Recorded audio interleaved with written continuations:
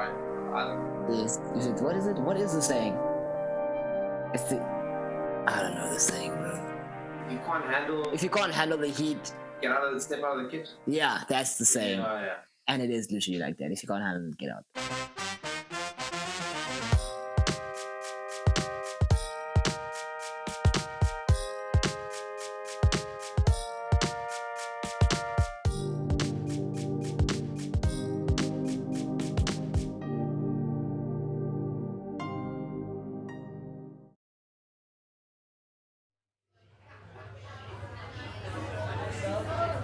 My name is Siphe Mbaza, and I am a third-year sword student. So what that basically means is I'm doing 3 years at a really top fine dining institution to be like the best in the world.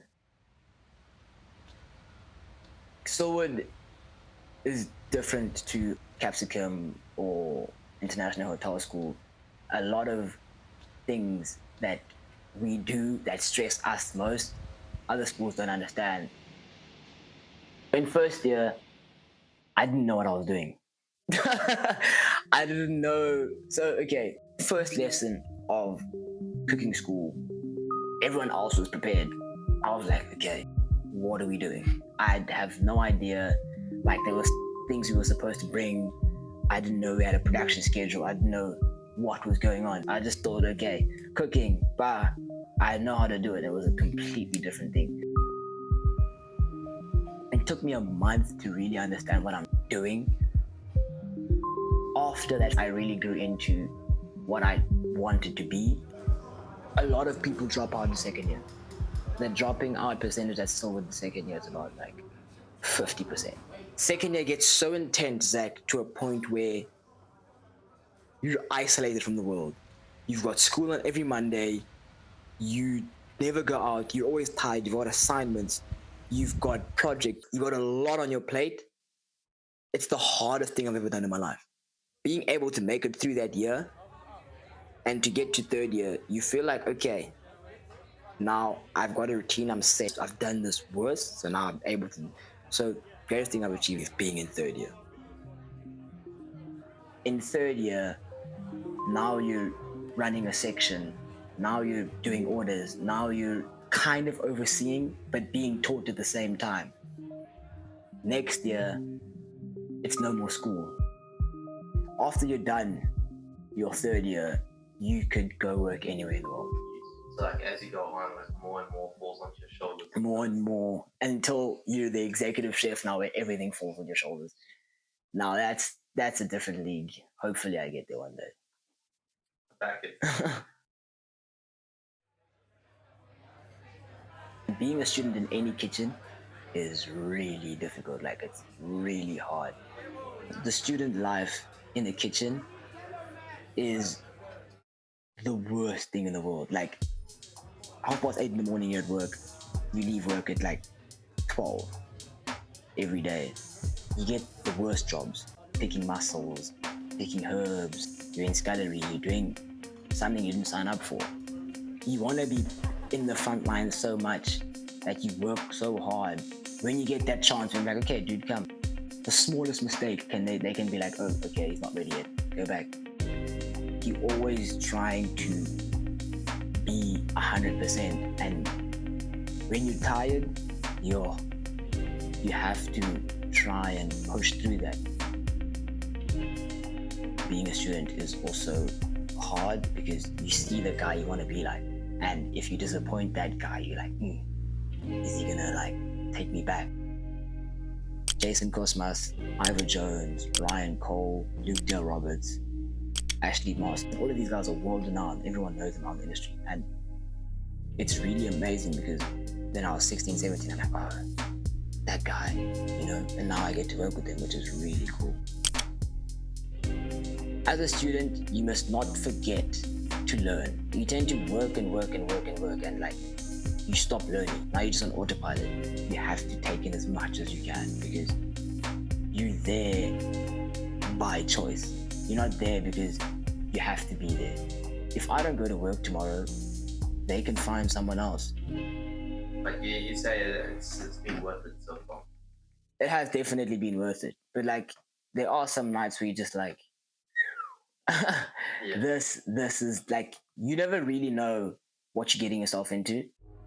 Long hours, pressure, not being there for like family events. You are gonna miss those. You're gonna miss birthdays. You're gonna miss Christmas. You're gonna miss a lot of things. People drop out. People can't do it anymore. People can't take it anymore, and that really gets to you because, hey, this guy was really good, but he dropped out. Why can't I? But having friends around you just be like, hey, dog, we're doing it together. You know, let's just try get it over and done with. You've got a year left. You've got 2 years left. My thing is, once you start, what's the use of stopping, bro? Like, you said you wanted to do this ever since you were like 11, 12 years old. Now, finish it off. Be great, you know?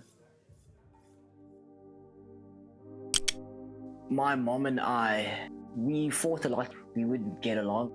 The one time it was always harmony was when her and I were in the kitchen, and my fondest memories as a kid was in the kitchen cooking for my brothers and all of his friends, because they all studied in town and their parents weren't in town, so they used to all come to our house and just eat and eat. And I saw what that did for them, and I was just like, okay, this is what I want to do, and this is what I want to have as an impact to other people. When we say like a kitchen's a family, it's a family. You guys work together. You basically sleep together. You eat together. I see them more than I see my own room. You get to deal with so many different people who eat differently, who have different goals, and you all share the same passion. It does get intimidating, and you guys always want to push each other to be better. It's kind of scary, but amazing at the same time. Going into 2024, I didn't know like what to expect. I just pray and I hope that I can reach a point where I can be like, okay, I understand food a lot better than what I did going into chefing school, because I understand why food and culture go hand in hand so much, right?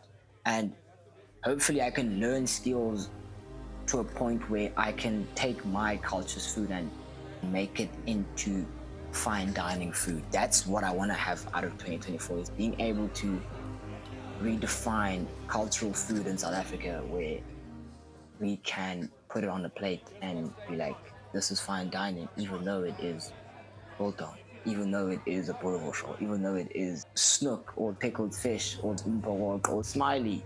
This is a roaster cook, but we have redefined it and made it fine dining.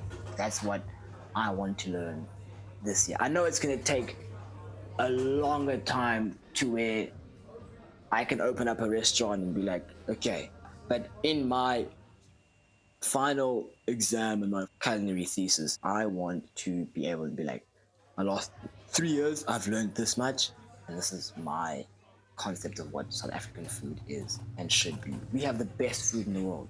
My view is that, bruh, South Africans, we cook better than anyone. Your average South African cook is better than most chefs of, I don't care, bruh. Our food, your tourists come and they're like, yo, this is South African food. And it's like, yeah, this is what we do. We the best at it, dude.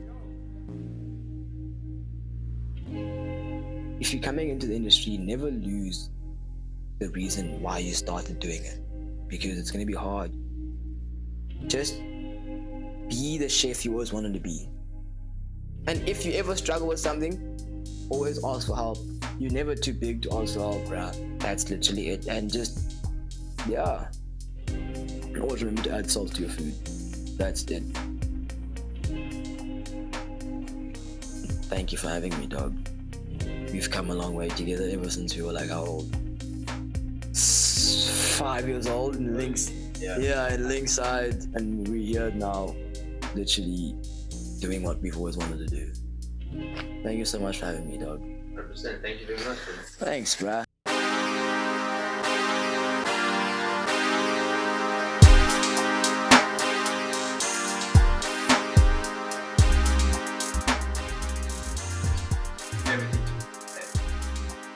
Um, my favorite thing to cook at work has to be the lobsters.